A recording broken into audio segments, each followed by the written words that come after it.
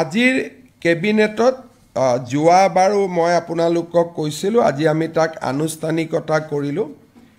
অসমৰ গাঁও অঞ্চলত জনজাতীয় লোকক আমি 50 বিঘালৈকে বসুন্ধৰা আঁচনিৰ অধীনত আমি মাটি প্ৰদান কৰোঁ। কাৰণ ট্ৰাইবেল মানুহে এই মাটিসমূহ হেৰিডিটৰীভাৱে শ বছৰ জুৰি দখল কৰি আছিলে। জেনেৰেল মানুহক আমি 7 বিঘা দিওঁ, কিন্তু যিহেতু জনজাতীয় লোকে শ বছৰ জুৰি এই মাটিবোৰ তেওঁলোকৰে আছিল, সেইকাৰণে তেওঁলোকক আমি মাটিৰ যিটো দিয়াৰ পৰিমাণ সেইটো আমি 50 বিঘা কৰিছিলোঁ মিছন বসুন্ধৰাত। আজি আমি সেই সুবিধা মৰাণ আৰু মটক সম্প্ৰদায়ৰ লোকলৈও আমি আগবঢ়াই দিওঁ।